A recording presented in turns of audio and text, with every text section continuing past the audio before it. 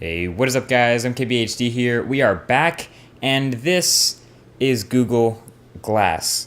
Now, something that a lot of people ask when, you go out and walk around with this thing on your face, a lot of people ask the same set of questions. One, what is glass? What is that thing on your face? Two, what does it do? And three, what does it look like while you're wearing it? What do you see through glass? So, without any further ado, let's go ahead and take a look.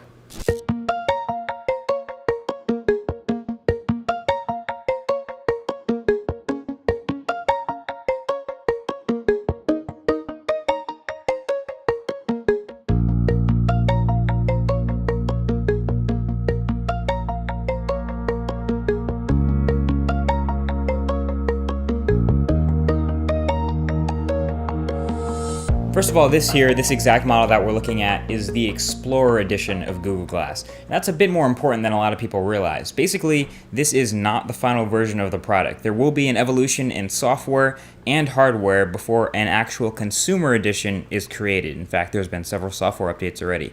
But for now, the Explorer edition is a limited edition early version for people willing to go out and explore and give feedback for Google about Glass. Aesthetically, it's a pretty interesting little device because it sits on your face like a regular pair of glasses, but, well, there are no actual lenses. There's no glass in Google Glass except for this prism here. And the other thing about it that's different is it's asymmetrical. So typically, when you're wearing glasses, there's the same thing on both sides. With Glass, all of the smartphone components and all of the things in Google Glass that make it what it is are all on your right-hand side. Now, while Glass does have mostly smartphone insides, what it doesn't have is a cellular radio, which means it can't connect to data by itself. So what it does do is connect to either Wi-Fi or Bluetooth tethering to your smartphone and connect to the My Glass app on your Android or iOS device. And that's very important because without it, you wouldn't be able to do anything on Glass unless you had a device with you connected to it. So this is really what's going to power Glass and make it do all that it does when it connects to the internet and pulls any sort of data. So how does it actually look to be looking through the actual prism in Google Glass? Well, Google says that it's supposed to look approximately like a 25-inch display from 8 feet away. So if you have a 25-inch computer monitor, back up your chair, roll back 8 feet away, and that's about what it'll look like. Now, it's obviously not an HD display. In fact, it's around 640 by 360. But the idea here is that this is all that you look at when you interface with Google Glass. So it's pretty important. Essentially, it's a square that is fixed in the upper right side of your vision. It's not in the corner. It's not totally crazy, like hard to reach, stretch with your eyes bad, but it's definitely out of the way, so it's not going to be intruding your vision all the time. So when looking through the prism, it'll look about like that. That's about right. So when wearing Glass, natively, Glass by itself can do 7 things with it. You can do 7 things. You can take a picture, record a video, navigate somewhere, send a message, call someone, Hangouts, and Google. But let's not forget that this is like we said, the Explorer edition of Google Glass, not the final consumer version. So the list of things that it can do is limited, but the idea here is that this is a new form factor. This is the beginning of a new sort of paradigm. We have Android phones, that's one form factor. We have Android tablets, that's another form factor. We'll have a whole bunch of smartwatches soon, that's another form factor.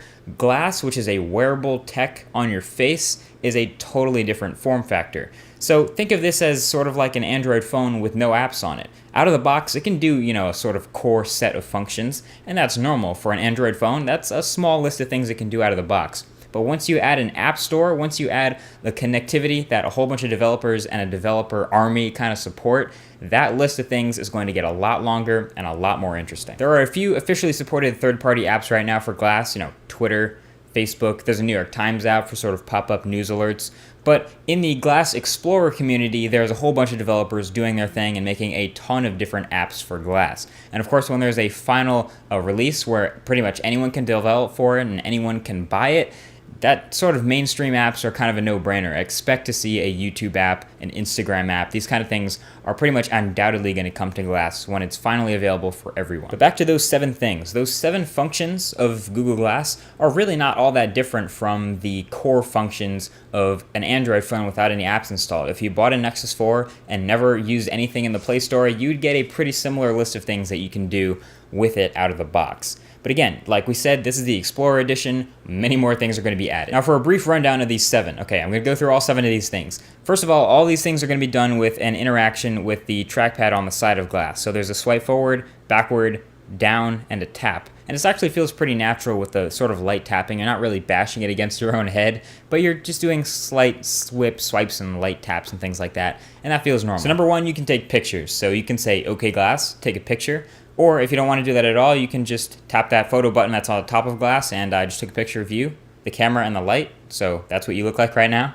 And if I want to take a video, that's the next function of glass. Of course, you can say, okay glass, record a video, and you'll start recording a video. Or you can actually hold down the photo button on the top of glass, and you automatically start taking a 10-second video. So you're going to start looking at what I'm seeing, which is basically a bunch of lights and a microphone. But yeah, that's what it looks like to take a video with glass. It's automatically going to take a 10-second video, so if you want to extend it, you have to tap the photo button again, and you'll get like an unlimited recording time until like the battery dies, until you stop recording. The photo and video quality are really pretty good, and this is one of the defining features of what makes glass so special, because it's basically a first-person look at what someone's actually doing. Now, it's a little bit above your field of vision, so if you were like handheld gaming or something like that, you kind of have to look down a little bit to get it in your field of view. I found the most part though, most of the things that I do with glass are pretty amazing, and you would never be able to get any sort of camera angle like that doing anything else, especially because you have both your hands free, which is cool. The video quality is also really good because it's such a wide-angle lens. It uses very similar optics that the Galaxy Nexus did, but that doesn't stop it from being really quite good. And also the photos that I took, again from that first-person view, were really good because it takes a burst of, I think, 10 different shots of a bunch of different exposures and gets a really nice high dynamic range shot. And again, that combined with the wide angle makes it look a lot like what you would see out of the human eye. So it's really, really close to first-person view of what regular people look at. So the third thing glass does is walking directions, driving. It's just navigation with Google Maps. So you can say, okay glass, get directions to, and then say wherever you want to go, B&H for example. And it'll give you the directions and an actual real-time arrow where you would be going on glass with, you know, the directions to where you're going. You can do walking navigation, biking navigation, and driving navigation. And I think this is actually probably the most awesome of the built-in features in glass, because if you're in an unfamiliar place and you don't really know where you're going, you move your head around and you get to see the exact direction of the orientation of the arrow change, and you can just literally follow the arrow in glass to get where you're going, and that's really powerful stuff. Now 4 and 5, you can send a message or place a call using glass, and that's because it's tethered to your phone with the My Glass app, so you have a certain list of your starred contacts that you can dial whenever you want. So you can say, okay glass, send a message to John, I'll be late, I'm in traffic, see you in 20 minutes. Or, okay glass, call John, and it'll start calling that person. So you have to have that person starred already in order to make a call to them, otherwise it would be kind of crazy to search through your whole Android contacts library. But that's pretty cool. Hands-free, you could be, totally, busy with your hands and not have any sort of control over your smartphone and still place a call to someone or send a message if it's important. And number 6, last but definitely not least, is the Google Search and Google Now. Now you guys already know how Google Search works, so I can say, okay glass, Google, how long is the Golden Gate Bridge?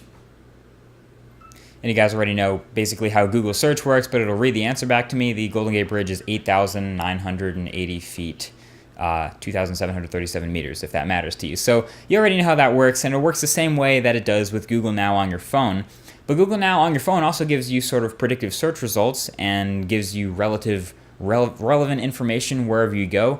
Glass will do the same thing, so you can swipe through the Glass interface and view all this information where you'll need to know, the weather where you are, some translation data if you're in a different country, all kinds of different crazy things, the same way Google Now on your phone would do. But the bottom line with the Glass Explorer Edition is this. This is not the final version. This is not where you're going to be able to buy in a few weeks or months when there's a final version available. The final version is going to have updated hardware, is going to have updated software, and it's going to have an updated price, because right now the Explorer Edition costs $1,500 in the United States for all Glass Explorers.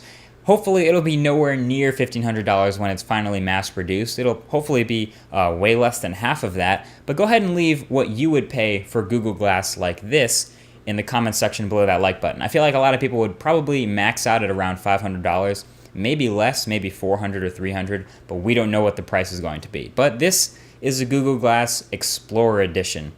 I'll have more videos on this to come. I have a lot more content that I want to show you guys regarding glass and a whole bunch of other tech stuff. But if you enjoyed this one, definitely feel free to give a thumbs up below and be sure to subscribe to see more glass coverage and more tech videos like this. Thank you for watching, and I'll talk to you guys in the next one. Peace.